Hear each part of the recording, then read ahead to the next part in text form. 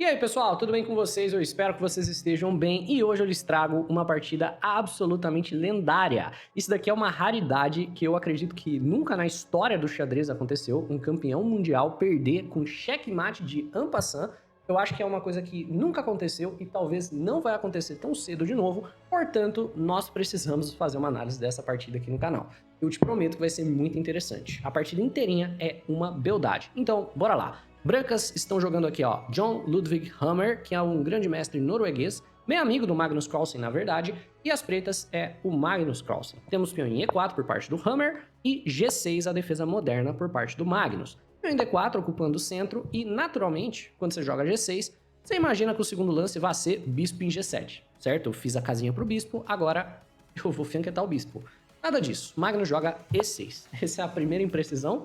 Esse lance, vamos dizer assim, não existe, né? É um lance muito difícil de você ver em nível de mestre. E ele é um lance que foi jogado porque o Ludwig gosta de jogar esse lance em partidas de bullet. Então, o Magnus está usando o sistema do Ludwig contra ele, provavelmente como uma piada. Tipo assim, ó, eu vou vencer você usando a sua defesa. E vamos ver como você joga contra ela. É um lance um pouquinho do desrespeito. Então, o Ludwig desenvolve o cavalo para F3, agora espera-se que vai vir bispo em G7, nada disso, cavalo em E7. Esse é um sisteminha que o Ludwig usa, né? Cavalo em E7, bispo G7, D5, e vamos ver como se joga contra esse tipo de abertura do fianchetto. Aqui, o Ludwig tira um truque do livro do Fischer e joga H4, porque contra o fianchetto todo mundo sabe que é H4, H5 e checkmate. E nessa posição, claramente, o jogador de pretas não pode permitir que o H5 chegue, tá? Para você que nunca viu esse tipo de situação, quando você está jogando contra um fianchetto, avançar os peões laterais é uma estratégia extremamente eficaz, porque você coloca a torre para jogar cedo e tira a segurança de roque do adversário muito mais cedo do que normalmente seria possível sem um peão em G6. Por exemplo, o bispo em G7 já seria um erro, porque vem o H5 e basicamente as brancas já estão ganhando. Tem uma vantagem bem grande para as brancas aqui. Pretas não podem capturar, existe uma ameaça das brancas de jogar H6 e botar esse bispo de volta, né? Então, por exemplo, aqui, se o jogador de pretas faz o roque, a gente pode capturar para abrir a torre, mas de qualquer forma, ele capturar também é problema para ele, porque a estrutura fica muito ruim. Então, quando a gente joga o H4, a gente tá forçando ele ou a jogar H5 ou a jogar H6. Troquei, mas dá na mesma, né? E o Magnus joga H6. O ponto do H6 é o seguinte, se eu avanço H5, ele avança G5. E agora não temos muito de um ataque por aqui. Até existe uma linha específica que o computador está sugerindo, que é cavalo por G5, seguido por bispo por G5, e ele diz que as brancas, na verdade, estão melhores, porque o jogador de brancas sacrificou uma peça por 2 peões e um peão lateral passado. Então não é como se isso fosse ruim para o jogador de brancas. Mas, né, é difícil de jogar essa posição. Então quando vem o H6, você apenas desenvolve e o Ludwig joga bispo em F4. Vem finalmente o bispo em G7 por parte do Magnus, preparando o roque, e o Ludwig diz nada disso, meu caro, dama D2. Fizer o roque, vai perder o peão de H. Esse teminha de fazer uma bateria de dama e bispo ao longo dessa diagonal é extremamente comum quando você está jogando contra o fianchetto também. Então o Ludwig mostra que ele realmente sabe jogar contra esse sistema. Temos o D5 por parte do Magnus, contestando o centro, e o avanço por parte do Ludwig montando essa estrutura de peões meio que de defesa francesa. Então o Magnus joga a ruptura tradicional da defesa francesa, a ruptura tradicional da defesa Caro-Kann, que é o peão em C5. Por mais que esse avanço de peão não venha protegido, para as brancas é um pouco, né, contra-intuitivo você capturar esse peão. É um pouco contra o que você vem fazendo, né, que é esse controle central, um centro fechado. Se você captura, você dá alvos para o jogador de pretas atacar. E aí você vai ter uma série de dificuldades provando que você consegue de fato manter o seu peão extra. Eu não tenho certeza que dá para as brancas ficarem com um peão a mais aqui, e eu, na verdade, acredito que não dá. Porque, por exemplo, o cavalo D7 ameaçando o peão, o próximo lance das pretas vai ser algo como dama em C7 ameaçando o peão de novo, e algo como B4 não vai vir, né? Se você jogar B4, ele vai jogar A5. Você deveria ter mais um tempo. Se você pudesse preparar C3 e B4, aí talvez daria certo, mas você não tem tempo para fazer isso. Então, o Hammer simplesmente joga o C3 para poder apoiar a sua bela cadeia de peões. Temos então o cavalo em C6, pressionando o peão de D4, e o Hammer joga outro lance extremamente forte, interessante, né? Tá jogando muito bem, cavalo em A3, que é um lance também muito comum em defesa francesa do avanço. Esse lance aí já tem dois sentidos. Primeiro sentido do lance. Se o jogador de pretas permitir, cavalo B5, cavalo em D6 com cheque. Se ele permitir.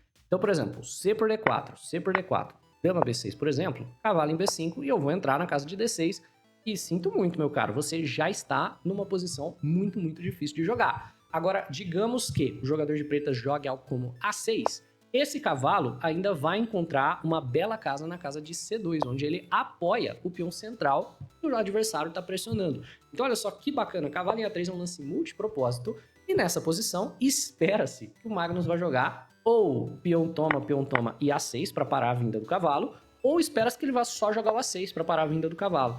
Aí o Magnus joga o quê? Né? Façam suas apostas. Aqui é a sua vez de jogar, você tá de pretas, que lance faz sentido?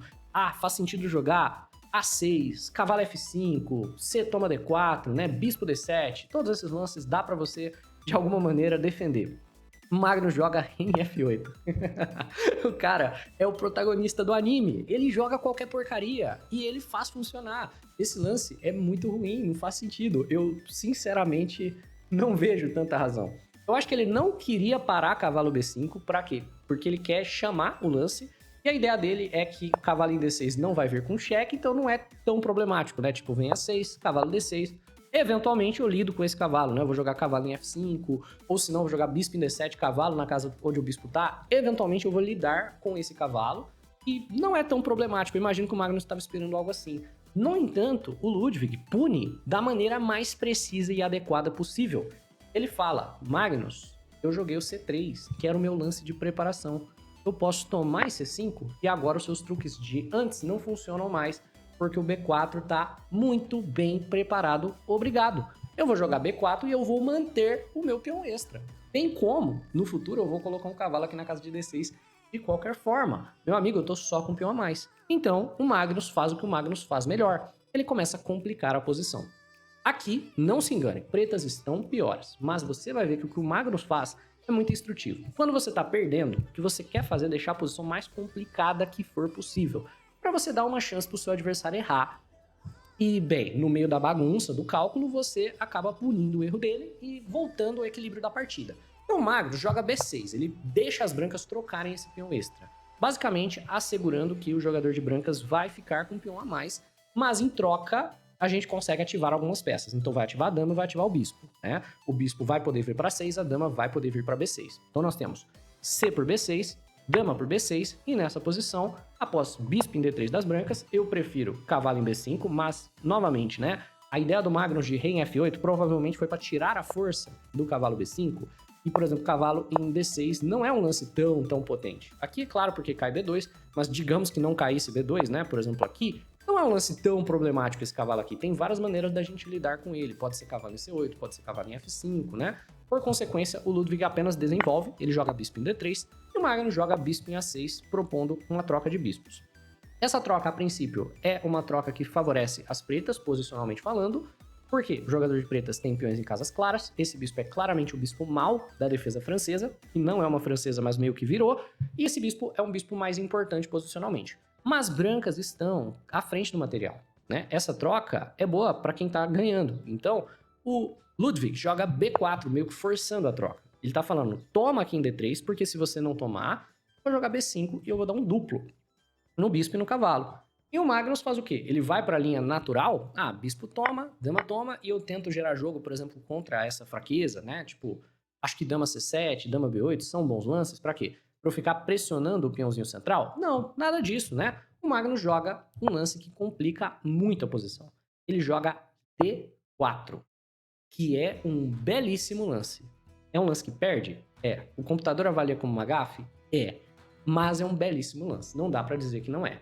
Porque esse lance complica pra caramba as coisas. Olha só. Então vamos desempacotar por que o D4 é um lance tão complicado. Ele é um lance complicado porque as brancas ainda vão ter o B5, que é o duplo, é o que foi jogado. Só que o jogador de pretas não vai perder uma peça. Mas como assim? Não tem um duplo no cavalo e no bispo? Dá pra salvar algum dos dois?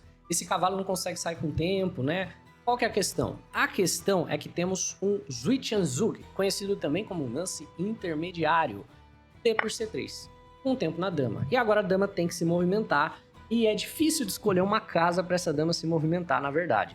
A dama parece ter tantas opções, né? A gente pode ir para C2, a gente pode ir para E2, a gente pode ir para D1, a gente pode ir para C1, a gente pode ir para E3. Parecem tantas alternativas, mas algumas já são fáceis de ver porque não são boas alternativas. Por exemplo, dama em C2 vai levar cavalo em B4, com tempo na dama, com tempo no bispo. Dama em E3, que é o que foi jogado, né? Ofertando uma troca de damas como um lance intermediário também, vai levar cavalo em D5, com tempo na dama e no bispo de F4. Dama em E2 não é tão melhor, vai levar cavalo em D4 com tempo na dama ao mesmo tempo, né? E se você trocar, beleza, o cavalo saiu do duplo, dama toma, e essa era a melhor alternativa para o jogador de brancas, que não foi encontrada na hora. Por quê que essa é a melhor alternativa para as brancas, né? É a melhor porque as brancas mantêm o par de bispos. Então aqui, por exemplo, a dama tá ameaçando o bispo, a gente joga bispo em E3 com tempo na dama, ela sai ameaçando o cavalo, e na prática a gente pode trocar peças, né? A gente pode deixar o cavalo cair, pegar o bispo dele, e brancas têm o par de bispos, tá tudo certo. Na partida, o Ludwig, né, não viu o dama em E2, seguido por bispo em E3, seguido por peão toma bispo, fosse extraordinariamente complicada, muitas coisas para você pensar para onde você coloca a dama, então ele vai pela solução prática, tenta jogar rápido, ofertando uma troca de damas. Dama em E3, eu tô com mais material, bora trocar damas. Temos então cavalo em D5 com tempo na dama e no bispo, dama por dama, lance intermediário, vamos trocar damas, né? Peão toma e eu tomo teu bispo. Beleza, parece que deu tudo certo pro jogador de brancas, exceto que no final da linha temos cavalo por F4, com aquele tempinho no bispo, com aquele tempinho no peão de G, e a posição das brancas, assim, do nada, cai aos pedaços, e quem tá ganhando é o jogador de pretas. O Magnus, ele tem essa energia de personagem principal, não tem muito o que fazer. Então, bispo em E4, cravando o cavalo, a torre do adversário, e torre por A6, um lance que o Hammer não viu, deixa o cavalo de C6 cair, porque a gente toma o cavalo de A3, e pretas, na verdade, estão com material a mais. Então, bispo por cavalo, torre por A3, a posição está completamente perdida, o peão de G está caindo, o peão de E provavelmente vai cair no futuro também. Temos um peão meio passado aqui, ameaçando promover nos próximos 2 ou 3 lances. Já era, né? Não tem muito o que fazer. É o que você falaria se você estivesse jogando sem tentar ideias agressivas. Mas aqui é um grande mestre, o Ludwig joga um lance absolutamente incrível. Ludwig joga rock longo. Esse lance é bizarro, né? Rock longo. Que lance é esse? Como assim? Não era pra dar pra jogar rock longo, né? Mas a ideia é gerar ameaças. Contanto que você tem ameaças, o adversário pode errar. A ameaça do rock longo, obviamente, é entrar na casa de D8 e forçar esse rei a vir pro centro. Então, por exemplo, se torre por peão, a gente tem torre D8, força o rei a vir pro centro. Como essas casas estão controladas, a gente pode forçar um empate. Torre D7, o rei volta, torre D8, o rei volta, torre D7, e assim por diante. Se por um acaso, em algum momento, né, torre D7, ele resolve pisar na casa de E8, na verdade quem tá ganhando são as brancas, porque ele entra no cheque descoberto e a gente joga a torre em A7 ganhando material. Então a ideia do Ludwig é essa, é tentar alguma coisa por aqui. Então com o rock longo ele tá ameaçando torre D8 cheque, sempre encontrando recursos. O Magnus joga rei G8. Então a ideia é, vai vir o torre cheque, pelo menos eu tenho uma casinha para esconder o meu rei. Nessa posição, pretas estão ganhando C, bispo em F8. Só que o Magnus joga rei em H7. E de repente, a avaliação é mate em 10.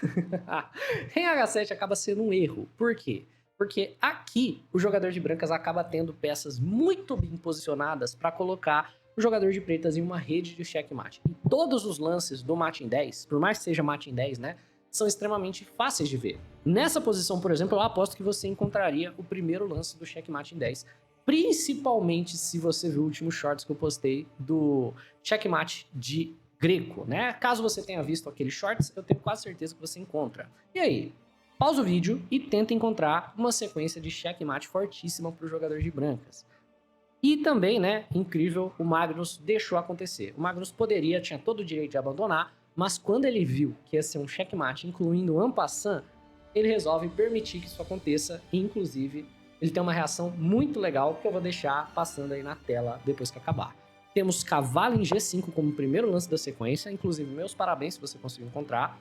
E a ideia do lance é que quando você toma o cavalo que é forçado, você abre a torre. E até aqui eu tenho certeza que o Magnus viu. Só que depois de H toma G5 com cheque, cavalo cobre. Então provavelmente o Magnus viu essa sequência. O que o Magnus deixou de ver é que esse peão fica perfeitamente posicionado para cortar casas do rei. e a torre está perfeitamente posicionada, cortando a casa de G8. Então, o jogador de brancas tem o incrível, satisfatório torre por cavalo, forçando a captura da torre.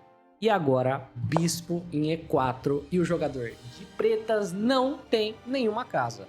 Normalmente, você poderia cobrir com F5 e esse ataque inteiro não daria em nada. O problema é que o F5 é o lance que perde para E por F6. Checkmate com en passant. Provavelmente nunca mais vai acontecer um campeão mundial perder dessa maneira. Né? Vocês aqui acabaram de presenciar a história. Fiquem de olho aí na partida, na reação do Magnus e ovacionem de pé essa belíssima partida. É isso, pessoal. Espero que vocês tenham curtido. Um abraço e até a próxima. Check.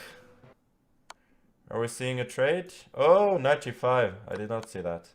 Kind of lucky that's not mate. Oh, it is mate. Oh, wow. Oh, wow. Oh, wow. That's really nice. Could have gone bishop f8 here. Oh, wow. Thing is, I'm so arrogant that even when he was mating me, I didn't realize it. You know? Like, even here. Okay, I'm going to let him mate me, of course. Okay, nice. Do you think we should play more games, Hammer? Or should we leave it at this one?